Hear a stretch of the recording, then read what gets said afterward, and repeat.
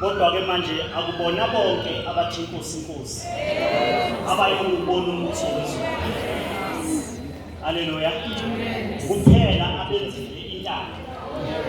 Manje ke kubiza ukuthi mawuzokwenza intando uhlale kuyo. Ngoba manje ithelo ziyafuneka ekugcineni kwakho konke. Uma ithelo zingekho ke awuhlalanga kuyo. Ngoba igatsha lesihlahla uma ulisusa esihlahleni azikho ithelo noma kungafika isikhathi sakhona kodwa isithelo asikho ngoba legatsha alihlalanga esihlahleni. Uthi uJesu uhlalane kimi. Ngingethele ithelo ngokwenu. Ukuze ngithele izithelo zikamoya hlalane kuJesu. Haleluya. Le ndaba ikuJohane 4 lengizoyiqoqa. Nangu uJesu, nangu lo nkosikazi waseSamariya. uJesu ucela amanzi kulo nkosikazi waseSamariya ngoba ubandlululo kudala laba khona abazalwane. Uthi lona thina asidlelani nesinye isizwe.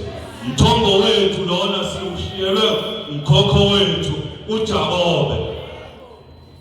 Ithi nti yasezulwini uJesu Kristu kodwa kube bowazi.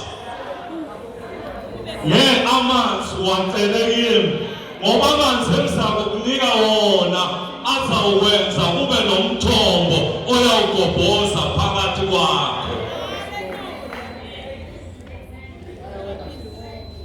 Engathi kwakukhona nokuphapha kulo muntu wesimame kodwa kwahamba kwaphela endleleni. Ngoba wake wabuzwa ukuthi ubani wakho wathi engakaphenduli nokuphendula wathi nalabo onabo akusibo abakho ubashaye ngesitina samboni Samuel. Wasekuyaqala manje kuyaza ukuthi hayibo ngathi lo muntu engikhuluma naye akusumuntu nje kodwa umuntu wasezulwini. Lithi izwi lenkosi owesimame wabe sekulahla imbiza. Bekufuze ukuthi namhlanje benkosi umsindisi silahle izimbiza. Nawe uyayazi imbiza ulithwele ukuthi nani. Uthe mayelahla imbiza wase uyahamba wayobatshela wathi ozani nizobona ongitshele kona.